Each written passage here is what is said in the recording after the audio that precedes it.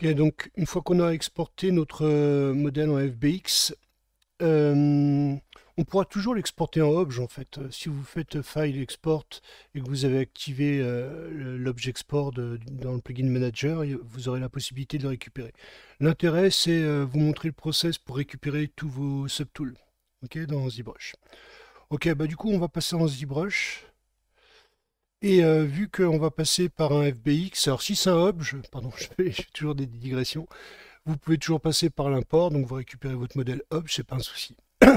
Pour le FBX, il faut travailler différemment. On va passer plutôt par le Z plugin euh, FBX Export Import, et puis à partir de là, ben, on va importer. Petite subtilité, c'est qu'il va falloir passer par un Polymesh 3D. À la limite, je vous montre comme ça, parce que si vous allez dans Z plugin, vous faites directement import pour récupérer votre modèle 3D. Donc on a dit UV01. Ouvrir, vous allez avoir un petit message.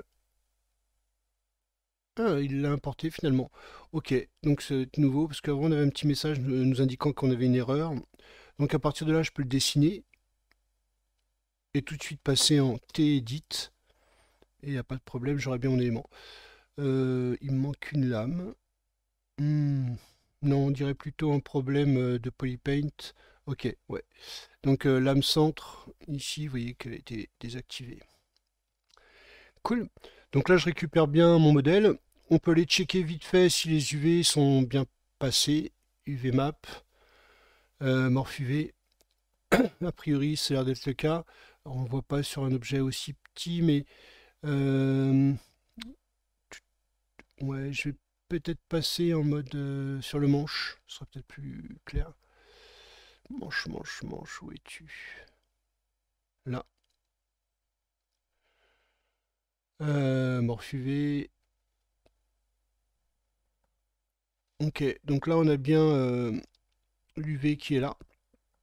Alors à noter, hein, puisque depuis la 2020, je crois, désormais on a du bump au morph UV, ce qui est pratique en fait, parce que on a aussi la possibilité, vous voyez, de sculpter. Ça, c'est cool de sculpter à plat, de telle façon à travailler directement sur les UV plutôt que de travailler en 3D. Pour certains aspects de modélisation, c'est cool. Par contre, autre subtilité, vous voyez que les UV sont à l'envers, flippés, par rapport à ceux de Maya. Alors c'est pas un problème en fait en soi, je vais désactiver ça. Ok, donc pour le FBX export import, franchement voilà, c'est comme ça vous récupérez tous vos subtools. Dans les faits, je ne vais pas travailler comme ça puisque j'ai mis globalement tous mes UV maps sur une seule map. Donc à partir de là, je vais plutôt travailler sur une version mergée, c'est-à-dire avec tous les éléments connectés les uns aux autres. Ok, et donc je vais utiliser la fonction merge. Ok, et par contre, l'idée, c'est de faire en sorte de merger, c'est-à-dire de fusionner également les UV. Donc, pensez bien à cocher UV. Et puis, donc, dans ce cas, je vais faire un merge visible. Et donc, à partir de là, le subtool a été créé. Ce qui fait que, là, vous voyez que j'ai toujours mes subtools ici, mais si je regarde ici, j'ai bien merge manche qui a été créé. Donc, du coup, je peux le remplacer par celui que j'avais. Donc, désormais, j'ai qu'un subtool. L'autre, avec tous les subtools, est là. Et du coup, on peut aller vérifier nos UV cette fois en UV map et faire mon morph UV. Et donc voilà que je récupère donc tous mes UV. Et ce que je vous expliquais, je vais mettre en vue frontale par rapport à la vue, c'est que les UV sont flippés. Vous voyez que ici, si je retourne dans Maya, je repasse en UV éditeur. Je peux mettre ça, sélectionner ma hache. Donc là, on a plutôt les deux pointes en bas à gauche et puis le manche avec les deux parties en haut à droite. Du coup, si je vais dans ZBrush, bah, du coup, c'est exactement l'inverse. Ok. Alors, c'est pas un problème parce que dans les faits, lorsqu'on va utiliser le multimap exporteur, vous voyez qu'il y a directement un flip V au niveau de la texture. Donc, on retrouvera les textures dans le bon sens à la sortie. Donc, vous embêtez pas pour ça pour le moment. Autre chose qui peut être parfois un peu gênant, c'est de travailler dans ZBrush, de réexporter et de voir que l'échelle a changé. Donc dans export ici, vous voyez qu'on a un facteur de scale ici. Donc l'idée c'est d'avoir exactement les mêmes rapports entre euh, Maya et ZBrush ou n'importe quel soft d'ailleurs. Donc dans ce cas-là, ici, ce que j'aime bien faire, c'est de faire mon morph UV, l'enlever, et puis de faire tout de suite un export pour tester la taille. Donc dans ce cas-là, je vais faire Z plugin. Hop, je vais passer par FBX export import, et là je vais exporter. Je vais l'appeler merge manche, ok, je l'avais déjà fait tout à l'heure, mais je vais faire merge hatch FBX enregistré, oui. Et ce qui fait que normalement, si tout va bien, si je repasse dans Maya, je vais fermer ça, file import, je vais choisir merge hash FBX, import, ok. Et là, vous voyez que pas de problème, les deux se correspondent parfaitement bien. Donc ça, c'est nickel, c'est-à-dire qu'on retrouvera enfin, la même taille dans Maya. Nickel, ok. On continue. Donc là, mes UV sont bien passés. Ce que je vais faire désormais, c'est que je vais commencer à travailler le sculpt. Alors, je ne vais pas faire tout le sculpt dans ZBrush, puisque le but, c'est de travailler surtout sur les échanges entre Maya et ZBrush et après Substance. Mais voilà, vous donner quelques pistes quand même de modélisation. Donc moi, j'aime pas travailler avec le rouge. Là, je suis plutôt passé en mode cap gray. Je trouve qu'on a un meilleur contraste. Au niveau de mes subtools, donc j'en ai plus qu'un seul. Ce qu'on peut faire aussi, c'est que vous voyez que si je passe en draw polyframe, je retrouve un certain nombre de polygroupes qui sont associés en fait à mes objets connectés depuis Maya. Okay, donc vous voyez, chaque objet est séparé. Sauf que j'ai fait un petit peu plus de travail sur les UV. Donc ce qui serait sympa, par exemple, ce serait d'isoler la partie du manche, ici en tissu, du bois, pour X raisons, pour de travail dans ZBrush. Donc ce qu'on peut faire, c'est aller dans les polygroupes, et là vous voyez qu'on a un autogroupe with UV. Et donc dans ce cas-là, on aura beaucoup plus de subtilité puisqu'il se basera sur les UV pour générer les polygroupes. Alors l'intérêt des polygroupes, il est assez évident, c'est le fait qu'on peut isoler des zones dans ZBrush en faisant CTRL-SHIFT-clic sur le polygroupe. Vous voyez que ça me permet d'isoler automatiquement l'élément. Je peux faire de nouveau un CTRL-SHIFT-clic là-dessus, ce qui fait que ça montre exactement l'inverse. Et puis, je sais rien, si par exemple, je vais tout enlever, sauf ces deux parties-là, vous voyez que ça appartient au même morceau, sauf que je les ai séparés au niveau des UV. Donc, par exemple, je pourrais masquer tout ça. Hop, hop. CTRL-SHIFT-clic hein, pour tous les éléments. Tourner un peu, j'en ai encore ici, là, là, là, là, là.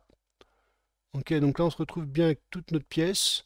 Et si je veux créer un polygroupe associé à cet élément-là, je fais CTRL W, ça me crée un seul polygroupe. Et ça me permettra de travailler là-dessus. Ce qui fait que je peux faire CTRL-SHIFT-clic en dehors de l'objet, retrouver tous mes éléments, et là comme ça j'aurai bien mes éléments. Pareil, ce que je peux faire, c'est regrouper tout ce qui est de l'ordre du bois sur un seul et même polygroupe. Donc je peux faire CTRL-SHIFT-clic ici, inverser, récupérer, CTRL-SHIFT-clic là-dessus. Je vais récupérer tout le bois.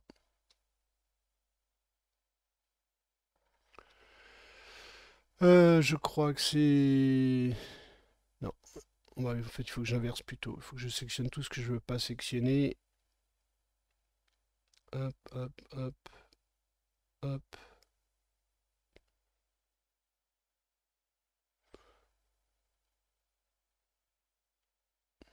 Ok, donc c'est tout ça d'être... je vais pas prendre le tissu. Ok, CTRL W, et à partir de là, j'ai un seul polygroupe. En sachant que si vous voulez revenir, vous avez toujours la possibilité d'utiliser de nouveau les polygroupes avec autogroupe with UV. Et donc dans ce cas-là, voilà, on retrouvera notre modèle sans problème. Cool.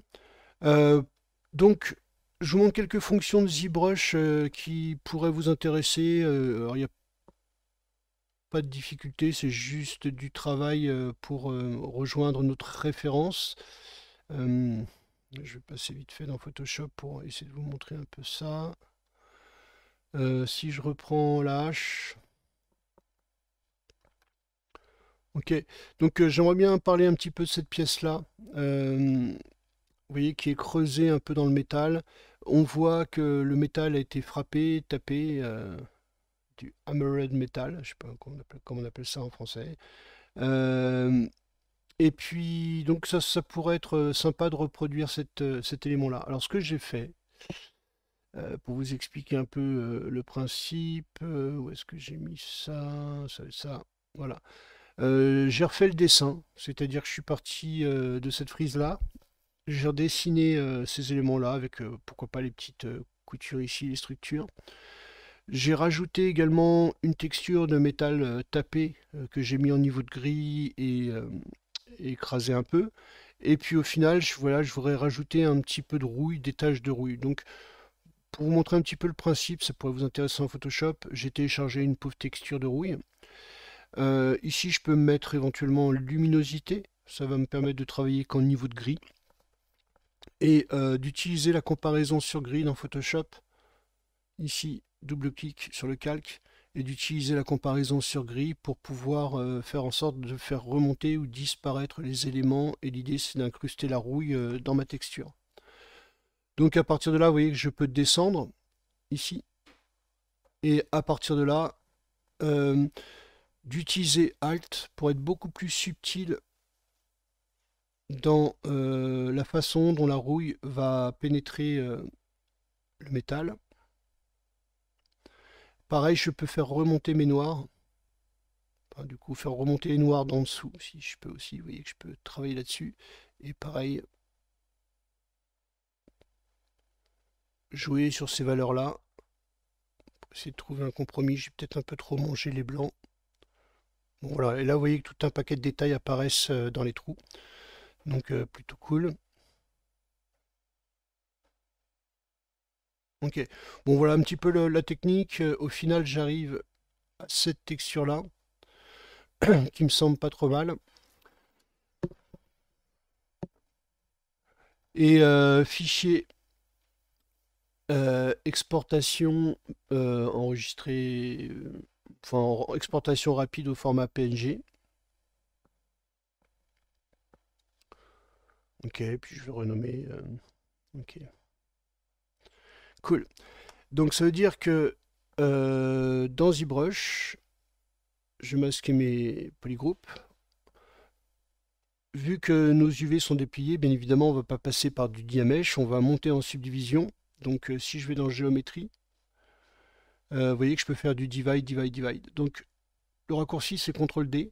Donc on peut le faire une fois, deux fois, trois fois, quatre fois.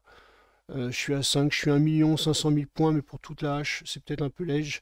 Donc je vais faire 6 fois. Ok, je suis à 6 millions de points, mais comme on va le faire par partie, ça va être relativement pas trop mal. Donc je voudrais travailler que sur cette partie-là. Donc CTRL-SHIFT-clic, puisque j'ai un polygroupe qui me permet d'isoler la pièce. Ok, je vais zoomer un petit peu, et puis l'idée, voilà, c'est qu'on va venir projeter notre texture là-dessus. Je vais activer la symétrie, c'est pas le cas actuellement. Si je fais X, vous voyez qu'à partir de là, j'aurai la symétrie active. Je me mets en vue latérale. Et puis, je vais utiliser Polypaint. Donc, dans ce cas-là, je vais dans Texture. Je vais charger, importer mon image.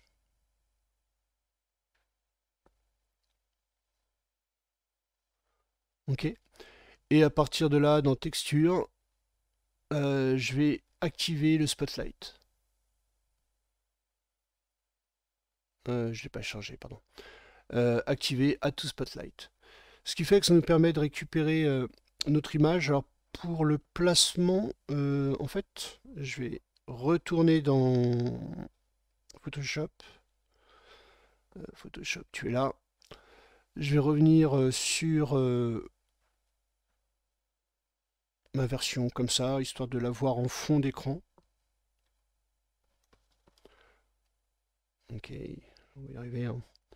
Ok, donc je l'ai en fond d'écran.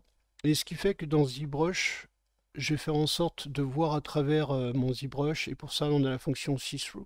Donc déjà, dans un premier temps, je vais masquer le spotlight. Donc pour afficher ou masquer le spotlight, c'est Shift Z. Vous voyez que ça le masque provisoirement.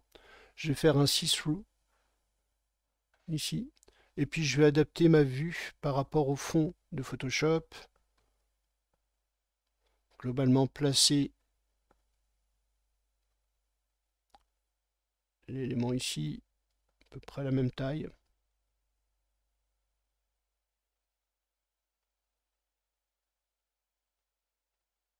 On n'est pas pixel près, mais bon, allez. Ok, donc là, on n'est pas trop mal. Ok, je vais décaler un tout petit chouille. Cool. Ce qui fait que à partir de là, je vais masquer mon see-through, parce que je l'ai calé en termes de taille. Ici. Ici, je peux remettre le temps d'afficher le spotlight. Shift Z pour réafficher le spotlight. Et là, pareil, on va décaler notre spotlight. Alors du coup, pour accéder aux outils du spotlight, vous appuyez sur Z. Donc Shift Z, c'est pour afficher, masquer le spotlight. Z, c'est pour accéder aux outils. Et donc, ce qu'on peut faire, bah, par exemple, c'est se caler. On peut déjà déplacer notre objet, mais vous voyez que l'échelle déjà est pas si mal que ça. Vous avez la possibilité, si vous voulez changer l'axe de position de l'outil Spotlight, c'est prendre le centre ici, et vous voyez le glisser par exemple à cet endroit-là.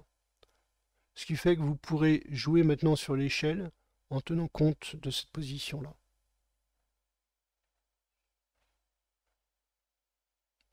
Cool. Donc là, bah, j'ai tout calé, a priori, par rapport à mon élément. Donc ce qui fait que je peux faire Z pour masquer l'outil Spotlight. On va travailler en Z add, on va appuyer sur Alt parce que l'idée c'est de creuser plutôt que de surélever. En Focal Shift, je vais le faire assez épais, de telle façon à ce qu'on ait quelque chose d'assez fort et constant au centre. Donc je suis à moins 70, moins 80, enfin par là. Ok, je vais réduire la taille de ma brosse. En Z intensité, je vais le baisser un petit peu, je suis à 25, je pense que je peux le faire aux alentours de 5-6, ça suffira largement. On pourra le faire plusieurs fois. Et donc on appuie sur Alt, et puis du coup je vais peindre mon détail. J'ai un stroke, je vais le virer. Stroke, Lazy Mouse, j'enlève. Voilà, et puis bah, écoutez, je vais élargir un petit peu la brosse, Alt, et puis là je vais creuser et peindre ma texture sur mon modèle. Ok, donc là on voit que ça creuse un petit peu. Vous embêtez pas, on fera toujours possible de le faire derrière. Ok, donc Shift Z pour masquer mon résultat, et voilà ma première étape. Je vais enlever le see-through, 0. Ok, franchement c'est pas mal. On a bien le côté métallique. Peut-être que ça c'est un petit peu fort, donc ce que je peux faire ici, c'est faire un Shift. Alors le Z d'intensité du Shift il est un peu fort, donc je vais le faire à 7, 8, 10, allez, Shift. Hop. Je vais remettre un Focal Shift un peu plus classique. Et puis là, on va tout simplement Shift, smoother un peu tout ça pour enlever le côté trop marqué des éléments. Mais par contre, voilà qu'il y a un petit côté un peu sculpté, un peu pas mal ici. Pareil, hein, vous pouvez éviter le côté trop marqué en donnant un petit coup de Shift là-dessus. Dans tous les cas, je vais augmenter un tout petit peu le Z d'intensité du Shift. Voilà, histoire d'avoir un truc un peu plus marqué. Donc là, ça va redevenir un petit peu mou, mais c'est pas grave, parce que j'aime bien toujours ajouter un petit affect de surface derrière. Donc voilà, je vais juste casser un petit peu les angles. Ici. Voilà, ceux qui sont un peu trop marqués, je vais les descendre un petit peu.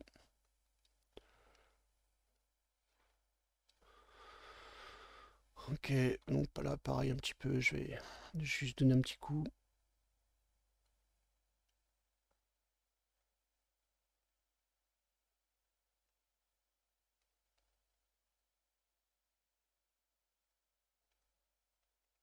Cool.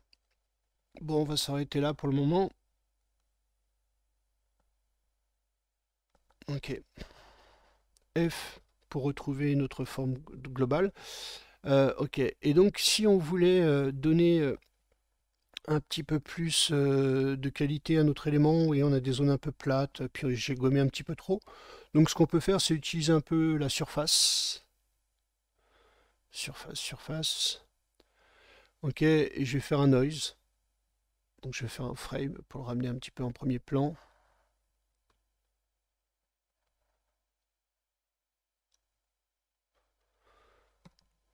Ok. Le noise scale est peut-être un petit peu petit. Ok, je vais le faire assez fort comme ça. Enfin, assez large comme ça. Au niveau strength, peut-être un tout petit peu plus marqué pour vraiment casser un peu tout ça. Par contre, de jouer avec la courbe pour essayer de retrouver des zones un petit peu en aplat.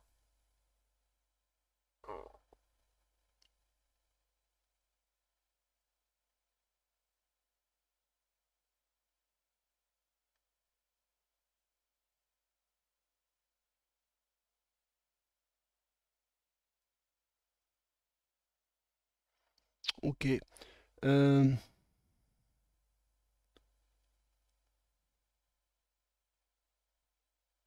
faire vraiment plus petit quand même. Bon, voilà, quelque chose comme ça. Je vais faire OK. Donc voilà, ça me rajoute un petit peu de détail, ça me permet de resurfacer un peu mon élément. Si on veut donner un petit côté peut-être un petit peu plus pointu, alors je ne l'ai pas validé encore. Si vous voulez l'appliquer au mesh, vous faites Apply to Mesh. Donc comme ça y est, c'est mis dessus. Et puis éventuellement, ce qu'on pourrait faire, c'est redonner un petit coup de smooth, shift là-dessus, pour donner un petit côté peut-être un petit peu plus coupant. Je ne voudrais pas aller trop loin. Refaire un noise. Apply to mesh, et comme ça j'aurai un espèce de compromis. Ok, donc si je fais un CTRL-SHIFT-clic, donc voilà cette première proposition, en sachant qu'on n'a pas réellement sculpté, là on a fait juste un effect de surface, donc bien évidemment ici il faudrait commencer à casser un peu nos angles. Sur internet, vous pouvez récupérer des brosses qui sont assez cool. C'est celle de Orb, on peut les trouver sur ArtStation je crois. Orb ZBrush. Elles sont super utiles et je crois qu'elles sont gratuites, ou en tout cas payez ce que vous voulez. Elles sont où? Remote Download Link. Voilà, donc elles sont à 0, vous tapez ce que vous voulez. Si vous voulez mettre un petit peu d'argent, ça peut être cool pour lui. Donc ces broches, elles sont assez cool, stylisées. Vous voyez qu'on a des éclats, des choses comme ça. Donc ça peut être sympa. On a le côté un petit peu tapé qu'on avait tout à l'heure. Puis bon, c'est des très belles brosses. Euh, donc moi, je crois que je les ai installées dans mes brushes. Je vais ou alors ce que j'ai remis à jour il n'y a pas très longtemps, donc je sais pas s'il les a gardés. Ok.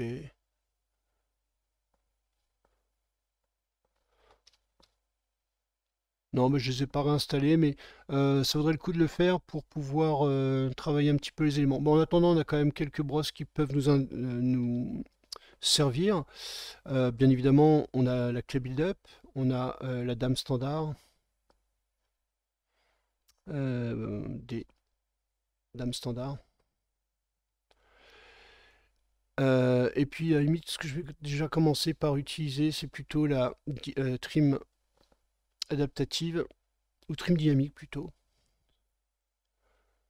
Trim dynamique. Ok, et vous voyez que ça a tendance, alors je vais du coup casser la symétrie X, et puis donner des petits coups ici pour casser ces bords un peu trop marqués. Pareil ici. Voilà, je voudrais...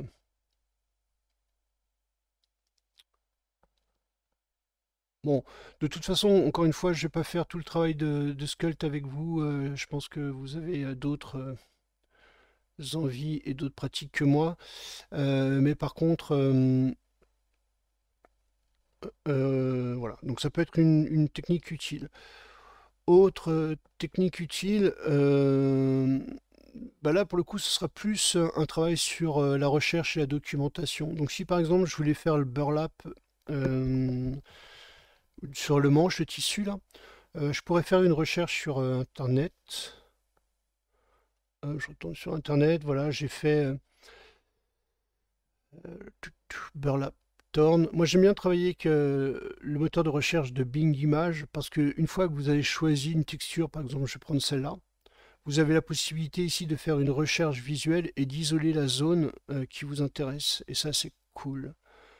Pourquoi? Parce que du coup, ce que vous obtenez ici, c'est des résultats en relation avec votre sélection. Si par exemple ici, vous voyez que je prends un peu plus le nœud, je vais obtenir des choses peut-être un petit peu plus structurées ou avec un peu plus de détails. Si je prends par exemple celle-ci, vous voyez que du coup j'ai quelque chose qui est très tordu et qu'on obtient des textures plutôt cool. Donc n'hésitez pas, voilà, par exemple cette partie-là, ça m'intéresse bien, mais j'aimerais bien ne pas avoir la partie blanche au-dessus. Donc recherche visuelle, et puis à partir de là, d'isoler uniquement la partie qui m'intéresse, par exemple celle-ci, avec le torn, enfin les poils effilochés là. Et vous voyez qu'on obtient, bon j'en sais rien si ça va m'intéresser ici, mais des textures plutôt sympas. Et au fur et à mesure de nos recherches, ça nous permet d'isoler des choses comme ça. Donc pourquoi je vous parle de ça? Parce que ce qui fait qu'une fois qu'on en a récupéré une, je suis retourné dans Photoshop, j'en ai récupéré une vite fait pour vous montrer, pas celle-là. Bah, ça c'est ce que j'ai créé pour mon manche, mais la voilà. Ok, donc ici, si vous voulez faire une brosse pour travailler dans ZBrush, une méthode qui serait pas mal, c'est de faire en sorte, bah, par exemple, de faire louper votre texture. Donc vous avez la fonction filtre divers translation. Et puis ici, je vais juste faire un en vertical, donc histoire d'amener ma ligne à peu près au centre. Et donc vous voyez qu'on a une toute petite ligne visible ici. Donc l'idée c'est de faire boucler notre élément, donc plein de solutions. Je peux utiliser l'outil lasso, récupérer cette ligne qui est pas très belle, ici.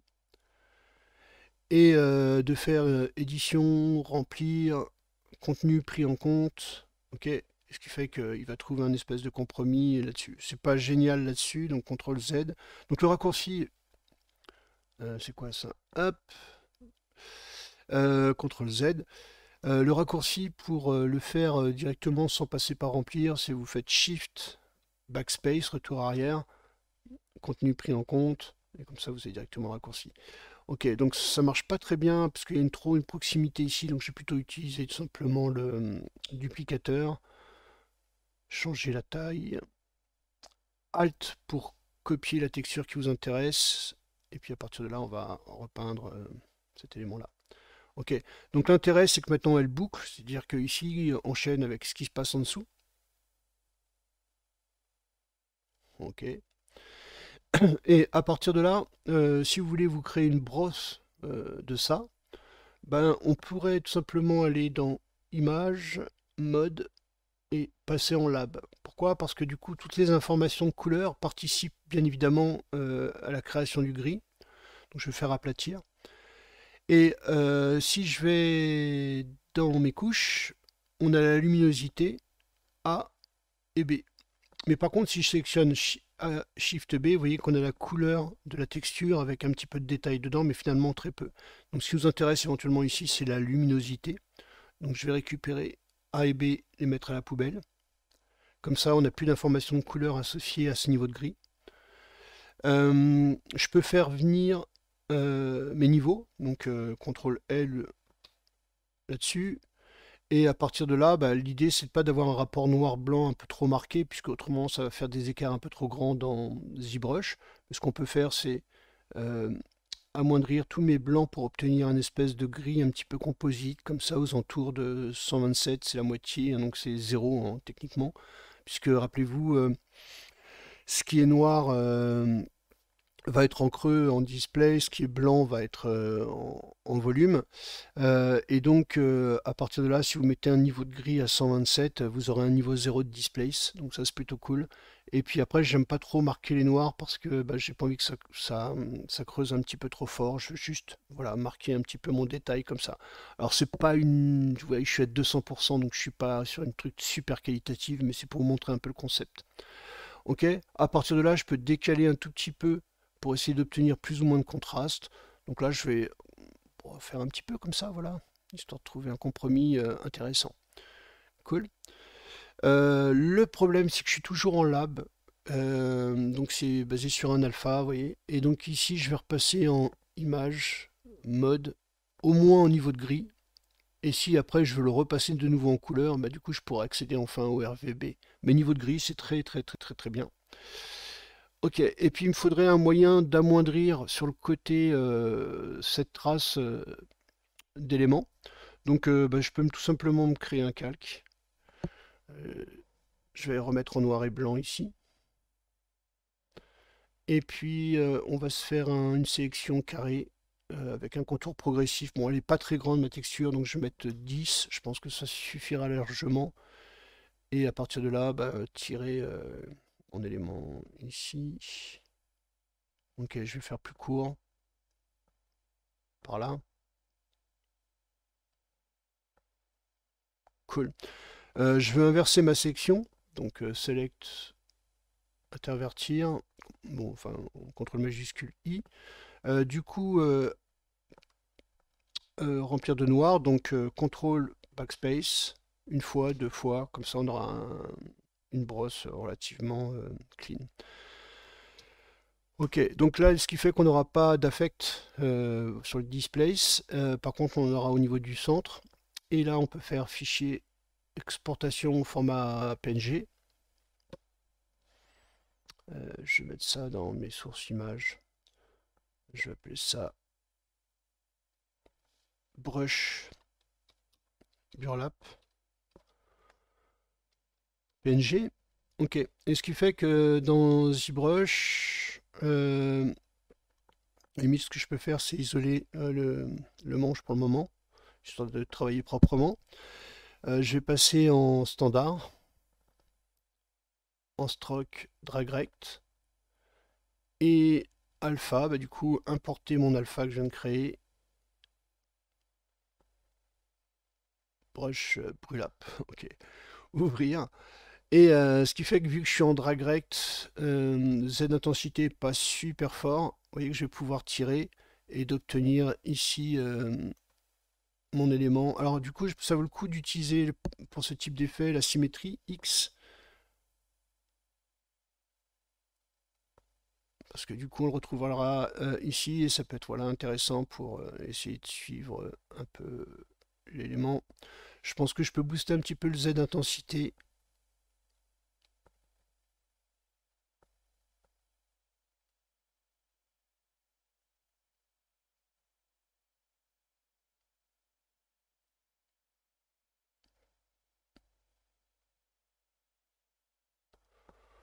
Enfin voilà, donc ça peut vous donner une piste, en sachant que bah, puisque vous êtes dans la 21, vous avez la possibilité d'utiliser aussi les brosses de fold, qui sont super cool. Ce sera peut-être l'occasion de notre tuto, mais Michael Pavlovich a fait un super boulot là-dessus pour présenter les brosses, donc je vais pas faire ce qu'il fait 10 fois mieux que moi. Ok, bon voilà, là c'est peut-être un petit peu too much. Ok, donc ce qui fait que voilà, si je raffiche tout, on commence à récupérer une hache avec un petit peu de détail. Et puis bah, on se retrouve dans la prochaine vidéo où on va voir une fois que le sculpt sera fait, je vais avancer de mon côté.